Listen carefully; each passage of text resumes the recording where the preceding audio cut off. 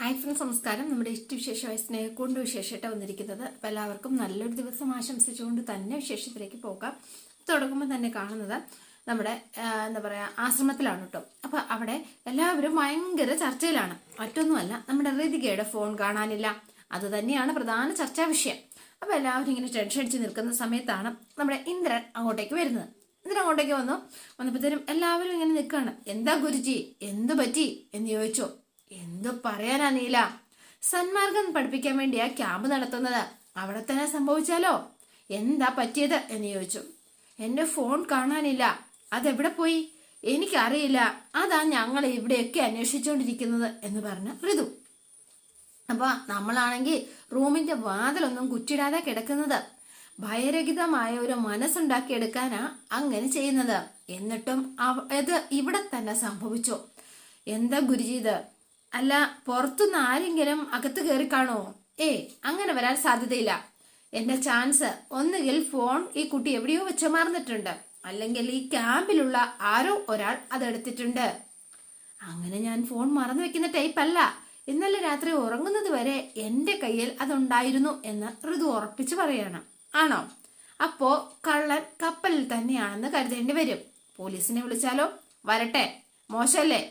നമുക്കൊരു കാര്യം ചെയ്യാം, എടുത്തയാൾക്ക് തിരുത്താനൊരു അവസരം കൊടുക്കാം. എന്നിട്ടും അയാൾ തയ്യാറാവുന്നില്ല എങ്കിൽ മാത്രം എടുത്തതാരാണെന്ന് നമുക്ക് കണ്ടുപിടിക്കാം എന്ന് പറഞ്ഞു. അതെങ്ങനെ കണ്ടുപിടിക്കും? അതിനൊക്കെ ഒരു വഴിയുണ്ട്, പരഹൃദയ ജ്ഞാനം. എന്താ അത് എന്ന് ചോദിച്ചു ഗുരുജി. അതൊക്കെ ഉണ്ട് ഗുരുജി, ബാ എന്ന് പറഞ്ഞുകൊണ്ട് ഇവരെടുത്ത് ചെന്നിട്ട് എല്ലാവരും ഒന്നിങ്ങി വന്നേ ഗൈസ് എന്ന് പറഞ്ഞു. ആരെങ്കിലും അറിയാതെ അങ്ങനെ ഒരു തെറ്റ് ചെയ്തിട്ടുണ്ടേ എങ്കിൽ ദയവ് ചെയ്ത് മുന്നോട്ട് വന്ന് ആ ഫോൺ തെറ്റ് തിരിച്ചു കൊടുക്കണമെന്ന് താഴ്മയായി അപേക്ഷിക്കുന്നു എന്ന് പറഞ്ഞു. തെറ്റ് ചെയ്യാത്ത മനുഷ്യരില്ല, അത് തിരുത്തുമ്പോഴാണ് ഒരാൾ മഹാനാവുന്നത്. അതുകൊണ്ട് തീർച്ചയായിട്ടും കൊടുക്കണം എന്ന് പറഞ്ഞു. അതുകൊണ്ട് കൂടുതലൊന്നും ചിന്തിക്കാതെ കൊടുക്കാതെ ആരാ എടുത്തതെന്ന് ഒന്ന് പറയുക എന്ന് പറഞ്ഞു. കമോൺ. അപ്പൊ ആർക്കും ഒരു അനക്കവും ഇല്ല കേട്ടോ. എല്ലാവരും ഇങ്ങനെ നിൽക്കണം. അല്ല, ആർക്കും ഇല്ല, ആരുമില്ല. അപ്പൊ ഇന്ദ്രൻ പറഞ്ഞിട്ട് ആരും വന്നില്ല. ആരും കുറ്റമേൽക്കാത്ത സ്ഥിതിക്ക് ഞാൻ പറയാം എടുത്തത് ആരാണെന്ന്. എന്താ ഞാൻ പറയാം എന്ന് പറഞ്ഞു. ഇന്ദ്രൻ ഭയങ്കര ഷോയൊക്കെ കാണിച്ചോ ഓരോരുത്തടുത്ത് എന്നിട്ട് ഇല്ല അവരല്ല എന്ന് പറഞ്ഞു. അപ്പൊ നേരെ ഇന്ദ്രൻ അവന്റെ അടുത്തേക്ക് ചെന്നു കേട്ടോ. യു ആർ ദ മാൻ എന്ന് പറഞ്ഞു. എടോ ഞാനോ എന്ന് ചോദിച്ചു. യെസ്, അതെ ബഡ്ഡി, അതെ.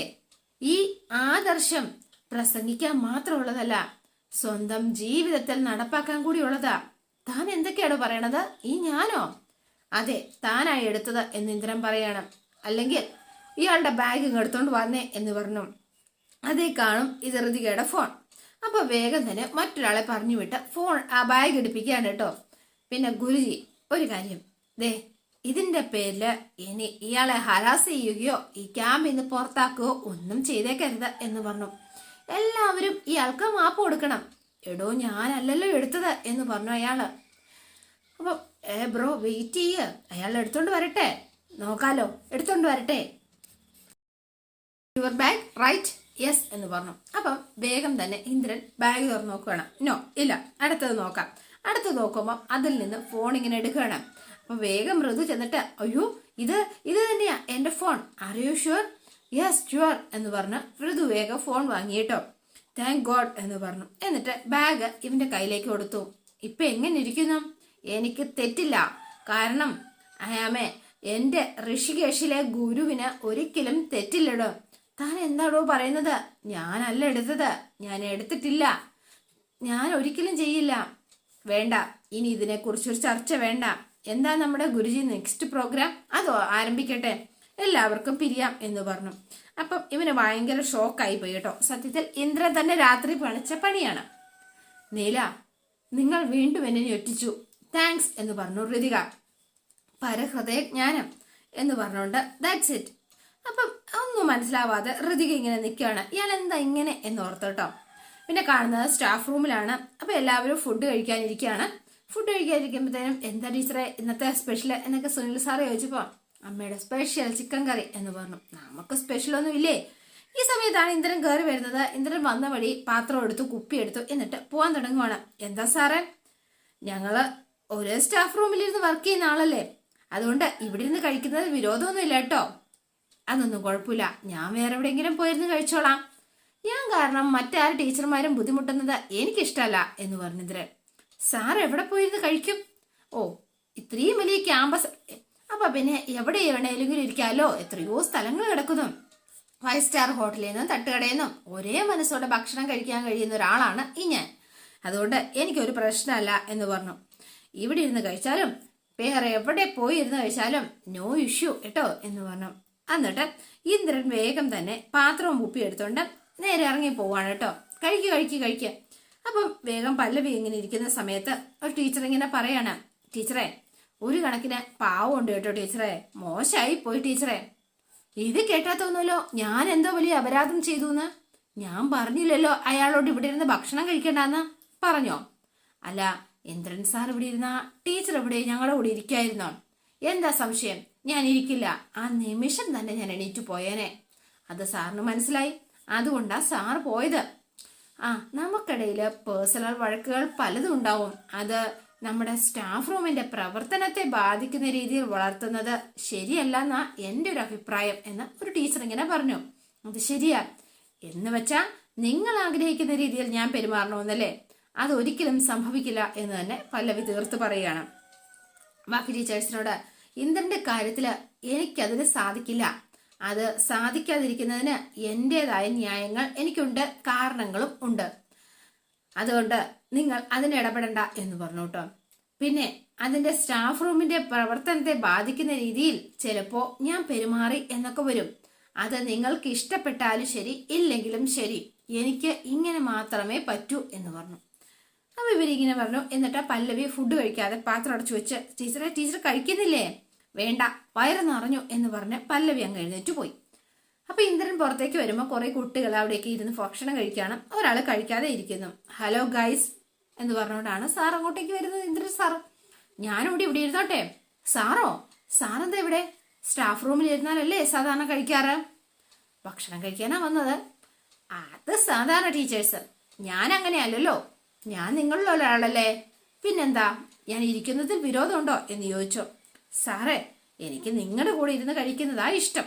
എന്താ വിരോധം ഉണ്ടെങ്കിൽ പറയണോട്ടോ, ഞാൻ വേറെ എവിടെയെങ്കിലും പോയിരുന്നോളാം. നമുക്കൊരു വിരോധമില്ല സാറേ, സാർ ഇവിടെ ഇരുന്ന് കഴിച്ചോ എന്ന് പറഞ്ഞു. Thank you. അപ്പൊ ഇന്ദ്രൻ അവിടെ കയറി ഇരിക്കാണ്. കഴിച്ചോ എന്ന് പറഞ്ഞു. അപ്പൊ ഒരാൾ മാത്രം ഫുഡ് കഴിക്കാതെ ഇങ്ങനെ ഇരിപ്പുണ്ട് ഇന്ദ്രന്റെ അടുത്ത്. അപ്പം ആള് കുറെ വെജിറ്റബിൾസ് മാത്രമാണ് കൊണ്ടുവന്നിരിക്കുന്നത്. അത് ഇങ്ങനെ പുഴുങ്ങിയിട്ട് ബോയിൽഡ് വെജിറ്റബിൾസ് ആണല്ലേ എന്ന് ചോദിച്ചു. അതെ. അല്ല, ഇയാൾ കഴിച്ചോ? ഇല്ല, ഞാൻ കൊണ്ടുവന്നില്ല. എന്നാ ഇതിന്ന് കഴിച്ചോ? അയ്യോ വേണ്ട സർ. കഴിച്ചടോ, താൻ കഴിക്കടോ എന്ന് പറഞ്ഞ് അവനും കൊടുക്കുകയാണ് കേട്ടോ ഇന്ദ്രൻ. അവനും കൊടുക്കും, ഇന്ദ്രനും കഴിക്കുകയാണ്. അപ്പം രണ്ടുപേരോട് ഷെയർ ചെയ്ത്, ഞാനാണെങ്കിൽ ഉച്ചയ്ക്ക് ഇങ്ങനെ ചോറ് കഴിക്കാറില്ല. റൈസ്, മൈദ, ഷുഗർ, ഇതൊന്നും, ഉപ്പ്, പിന്നെ ഇതൊക്കെ ഉപേക്ഷിച്ചിട്ടുള്ള ഒരു ഡയറ്റാണ് എൻ്റേത്. അതുകൊണ്ട് എന്താ പറയുക, അതുകൊണ്ട് ഇങ്ങനെ അങ്ങോട്ട് മുന്നോട്ട് പോകുന്നു. സത്യം പറയട്ടെ, അതുകൊണ്ട് എന്താ ഗുണം എന്നറിയോ? എനിക്ക് ഒരു അസുഖവും ഇല്ല. എൻ്റെ ഹെൽത്ത് ഈസ് ഓക്കെ ആണ്. ഹെൽത്ത് ഈസ് വെൽത്ത് എന്നാ പറയണത്. ഒരു കാര്യം അറിയോ, നമ്മുടെ ഏറ്റവും വലിയ സമ്പാദ്യം എന്ന് പറയുന്നത് എന്താണെന്നറിയോ? അത് ഹെൽത്താ. ഹെൽത്ത് ഈസ് വെൽത്ത് എന്നല്ലേ പറയാറ്? ആരോഗ്യം ഉണ്ടെങ്കിലല്ലേ മറ്റെന്തെങ്കിലും ഉണ്ടായിട്ടൊരു കാര്യമുള്ളൂ. ശരിയല്ലേ? അപ്പൊ ആ കുട്ടിക്ക് ഇങ്ങനെ ഇടയ്ക്കിടയ്ക്ക് കൊടുക്കുന്നുണ്ട് കേട്ടോ ഇന്ദ്രൻ. കുറെ പണമുണ്ട്, ഇഷ്ടമൊന്നുള്ളതൊന്നും കഴിക്കാൻ പറ്റണില്ല. എന്ത് ചെയ്യും? ഹെൽത്തി ആയിട്ട് നടക്കുക, അതാണ് ചെയ്യേണ്ടത് എന്ന് പറഞ്ഞു. നമ്മളെപ്പോഴും ഹെൽത്തി ആയിരിക്കണം. ഞാൻ നിങ്ങളെ ഉപദേശിക്കാൻ വേണ്ടി പറഞ്ഞൊന്നുമില്ല കേട്ടോ. പിന്നെ ഓരോരുത്തർക്കും അവരവർക്ക് ഇഷ്ടമുള്ളതുപോലെ ജീവിക്കാം. അതവരുടെ ഒരു പ്രിഫറൻസ്. ആ ജീവിതത്തിനും ഒരു ഉത്തരവാദിത്വവും ആൻസറിനും ഒക്കെ ഉണ്ടായിരിക്കണം. കേട്ടിട്ടില്ലേ പഴയ വാചകം? നമുക്ക് കൈ വീശാനുള്ള അവകാശമുണ്ട്, അത് പക്ഷേ മറ്റൊരാളുടെ മൂക്കിൻ തുമ്പത്ത് അതവിടെ അവസാനിക്കണം എന്നത്. എന്താ ശരിയല്ലേ? കഴിക്കുക എന്ന് പറഞ്ഞുകൊണ്ട് സാറിന്റെ വാചകമൊക്കെ കേട്ട് കുട്ടികൾക്കൊക്കെ ഭയങ്കര ഇഷ്ടമായി. നമ്മുടെ ഇന്ദ്രനെ ഭയങ്കര ഇഷ്ടമാണ് കേട്ടോ എല്ലാവർക്കും. അപ്പൊ ഇന്ദ്രൻ അവനുമായിട്ട് ഷെയർ ചെയ്ത് ഇങ്ങനെ കഴിച്ചുകൊണ്ടേയിരിക്കുകയാണ്, ആസ്വദിച്ച്. പിന്നെ കാണുന്നത് നമ്മുടെ ഋതുവിനെയാണ്. അപ്പൊ ഋതു ഫുഡ് കഴിക്കാൻ വന്നപ്പോൾ ആ ഫോൺ എടുത്ത് അവനുണ്ടല്ലോ ആ പയ്യൻ അങ്ങോട്ടേക്ക് വന്നിട്ട്, ഋതിക ഞാനല്ല ഫോൺ എടുത്തത് എന്ന് പറഞ്ഞു. അതെനിക്കറിയില്ല. നിങ്ങളല്ല എടുത്തതെങ്കിൽ പിന്നെ എങ്ങനെയാ നിങ്ങളുടെ ബാഗിലെത്തിയത്? അതെനിക്ക് അറിയില്ല എന്ന് ഞാൻ പറഞ്ഞല്ലോ. നിങ്ങൾക്കൊന്നും അറിയില്ല, പക്ഷെ ഞങ്ങൾക്കെല്ലാം അറിയാം. ദയവ് ചെയ്ത് ഞാൻ പറയുന്നതൊന്ന് വിശ്വസിക്കണം എന്ന് പറഞ്ഞു. എന്തിനു ഞാൻ വിശ്വസിക്കണം? തൊണ്ടി സഹിതമല്ലേ നിങ്ങളെ മിസ്റ്റർ പിടിച്ചത്? നിങ്ങൾ ഇതുപോലെയുള്ള ക്യാമ്പുകളിലല്ല വരേണ്ടത്, വല്ല ദുർഗുണ പരിഹാര പാഠശാലയിലാ വരേണ്ടത്. മര്യാദയ്ക്ക് സംസാരിക്കണം. തനിക്ക് എന്തും ചെയ്യാം, തോന്നിവാസം ചെയ്യാം, എന്നിട്ട് ഞാൻ മര്യാദ കാണിക്കണമല്ലേ? നിന്റെ ഫോൺ മോഷ്ടിക്കാൻ മാത്രം ഗതികെട്ടവൾ അല്ലടി ഞാൻ എന്ന് പറഞ്ഞു. അപ്പം അതെ, വേറെ വല്ലവരോടും ചെന്ന് പറയണം, എന്നോട് കൂടുതൽ വിസ്തരിക്കാൻ വരണ്ട. സൗകര്യം ഉണ്ടെങ്കിൽ വിശ്വസിച്ചാൽ മതി, എനിക്ക് സൗകര്യം ഇല്ലെങ്കിലോ? എന്നാ വിശ്വസിക്കണമെന്ന് എനിക്ക് ഒരു നിർബന്ധവും എന്ന് പറഞ്ഞു. വിളച്ചിലെടുത്താലേ നിന്റെ ഫോൺ ഞാൻ എറിഞ്ഞു പൊട്ടിക്കും എന്ന് പറഞ്ഞു. ധൈര്യം ഉണ്ടെങ്കിൽ താൻ അത് ചെയ്തിടോ എന്ന് പറഞ്ഞു. അപ്പോഴേക്കും വേണ്ട ഇവൻ ഈ ഫോൺ തട്ടിപ്പറിച്ചു. ഇന്ദ്രനെ കറക്റ്റ് സമയത്തിലാൻഡ് എന്നിട്ട് ആ ഫോൺ വാങ്ങി ഋതുവിന് കൊടുത്തു. മോഷണം, അക്രമം, ദേഷ്യം, ഇതൊന്നും ഈ ക്യാമ്പിനെ പറ്റി ഏറ്റവും സല്ലല്ലോ സഹോദര. നീ ആരുടെ ഇത് ചോദിക്കാൻ? ആഹാ, കുട്ടിയോടും ഇയാൾ ഇങ്ങനെയാണോ പെരുമാറിയത്? അല്ലടാ, ഇതിനെ മോശമായിട്ടാ പെരുമാറിയത്. ആണോ? അപ്പൊ പരീക്ഷണബിൾ ഒപ്പൻസ് ആണല്ലോ. തല്ല് വാങ്ങാൻ ഒരുത്തൻ നിശ്ചയിച്ചാലേ നമ്മൾ പിന്നെ എന്ത് ചെയ്യാൻ പറ്റും എന്ന് പറഞ്ഞ് ഇവന്റെ കൈ പിടിച്ചൊരു തിരി അങ്ങ് വെച്ചു കൊടുത്തു കേട്ടോ. പിന്നെ കൈ ഇങ്ങനെ ചുരുങ്ങിനിക്കാണ് പിടിച്ചോണ്ട്. ആ മോനെ, അനിയ, സ്ത്രീകളോട് മോശമായിട്ട് പെരുമാറുന്നത് ഈ ഞാൻ ഒരിക്കലും സഹിക്കില്ല. സ്ത്രീ അമ്മയാണ്, അത് പൂജ്യാണ്. അതുകൊണ്ട് മനസ്സിലായോടാ ചക്കരക്കുട്ട, കൂടെ അവിടുന്ന് എന്ന് പറഞ്ഞ് അവനെ അങ്ങ് പറപ്പിച്ചു കേട്ടോ. അപ്പം ഇന്ദ്രൻ അവിടെ നിന്ന് ഒരു കുട്ടിയുടെ ചായ എടുത്തിട്ട്, കുട്ടി ചായ കുടിച്ചായിരുന്നോ? ഇല്ല. എന്നാ പിന്നെ കുടിക്കാട്ടോ എന്ന് പറഞ്ഞ ആ ചായ എടുത്ത് ഇവൻ കുടിച്ചോണ്ട് നടക്കാണ്. അപ്പൊ ഋതുവിനോട് ചെന്നിട്ട്, ഇനി അവന്റെ കൈ അനങ്ങില്ലാന്നേ. അതെ, അത് കളരിയിലെ ഒരു പ്രയോഗമാണ് നടത്തിയത്. ജോയിന്റിൽ നീര് മാറാനാണ് 2 ആഴ്ചയെങ്കിലും എടുക്കും. അപ്പൊ ശരി എന്ന് പറഞ്ഞ ഇന്ദ്രൻ അങ്ങ് പോയി. അപ്പൊ ഇന്ദ്രന്റെ ഈ പെർഫോമൻസ് ഒക്കെ കണ്ട് അന്തിച്ച് നിൽക്കുന്ന ഒരാളാണ് നമ്മുടെ ഋതിക. അപ്പൊ ഇന്ദ്രൻ ഇങ്ങനെ ഓരോ സ്ഥലത്തൂടെ നടക്കുന്ന സമയത്ത് ഋതിക അന്വേഷിച്ച് അവിടെ എത്തിയിരിക്കുകയാണ്. ഇവിടെ ഉണ്ടായിരുന്നോ എന്ന് ചോദിച്ചു. ഞാൻ ഇവിടെ ഇതൊക്കെ ചുമ്മാ ഇട്ട് ഒരു വഴി പഠിച്ചിങ്ങനെ ഇരിക്കായിരുന്നേ. അപ്പം ഋതിക ഇങ്ങനെ വന്ന് നോക്കുമ്പോഴത്തേനും കാല് മടക്കിയിട്ട് കാലയിലാണ് ചായ ഗ്ലാസ് വെക്കുന്നു, അവിടെ വെക്കുന്നു എന്ന് പറയാം. സ്റ്റാൻഡ് വെച്ചിരിക്കുന്ന പോലെ തന്നെ ഇങ്ങനെ ഒഴിച്ചിട്ട് കുടിക്കുകയാണ് ഇവൻ. ഇത് കണ്ട് അതിശയത്തോടെയാണ് ഋതിക നോക്കുന്നത്. നിങ്ങൾക്കറിയാത്ത വിഷയങ്ങളില്ലല്ലോ നീലൻ എന്ന് പറഞ്ഞു. നിങ്ങൾ ഒരു ബുദ്ധിമാനാണ്, ഇലക്ട്രീഷ്യനാണ്, പരഹൃദയ ജ്ഞാനമുള്ളവനാണ്, പിന്നെ എന്നിട്ടും നിങ്ങൾക്ക് സമാധാനമില്ല എന്ന് നിങ്ങൾ പറയുന്നു. എന്താ നിങ്ങൾക്കതിന് പ്രശ്നം എന്ന് ചോദിച്ചു.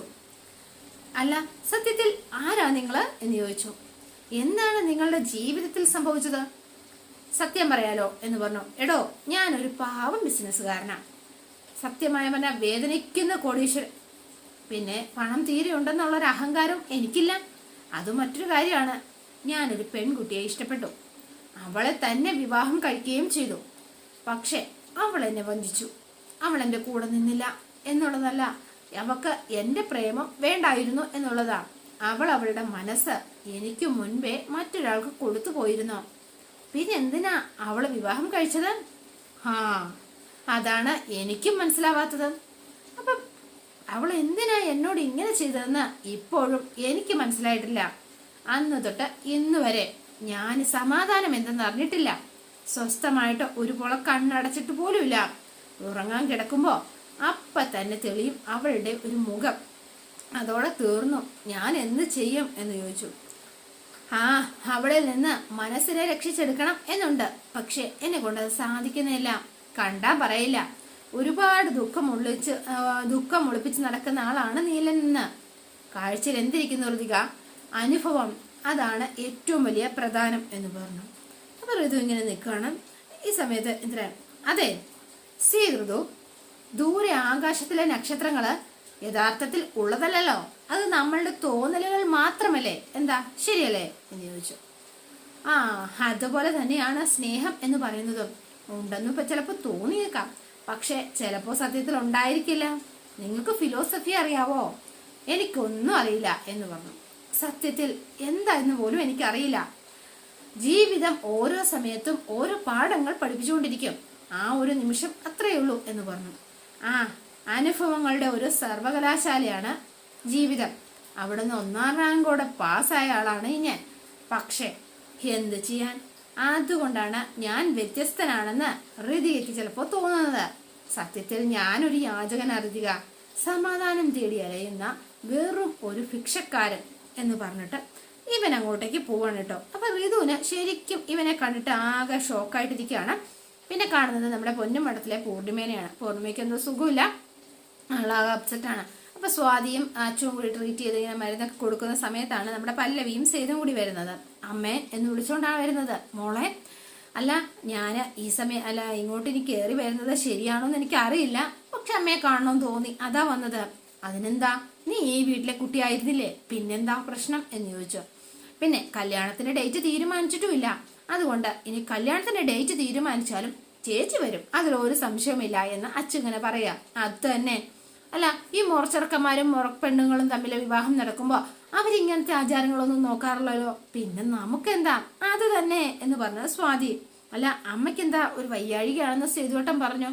എന്താണെന്നറിയില്ല, നിങ്ങളുടെ കല്യാണം കഴിഞ്ഞാലേ ഇനി ആ സമാധാനക്കേട് മാറുള്ളൂ, അതുവരെ എനിക്ക് ഭയങ്കര ടെൻഷനാ. എന്താണെന്നറിയില്ല, ആവശ്യമുള്ള ചിന്തകളാണോ ആവശ്യമില്ലാത്ത ചിന്തകളാണോ എന്നൊന്നും എനിക്കറിയില്ല മോളെ, അത്രയ്ക്ക് ടെൻഷനില്ല എന്ന് പൂർണിമ ഇങ്ങനെ പറയാണ്. അപ്പൊ അതോടെയാണ് ഇന്നത്തെ വിശേഷം അവസാനിക്കുന്നത്. അപ്പം ഇനി നല്ല വിശേഷമായിട്ട് വരാം. എല്ലാവരും കാത്തിരിക്കുക. ഇഷ്ടപ്പെട്ടുവെങ്കിൽ ലൈക്ക് ചെയ്യാനും ഷെയർ ചെയ്യാനും മറക്കല്ലേ. തൊട്ടടുത്ത ആ ബെൽ ബട്ടൺ കൂടെ ഒന്ന് ഞെക്കുകയാണെങ്കിൽ ഞാൻ ഇടുമ്പോൾ തന്നെ നോട്ടിഫിക്കേഷൻ ലഭിക്കുന്നതായിരിക്കും. പുതുപുത്തൻ വിശേഷമായിട്ട് എത്താം. Bye and see U.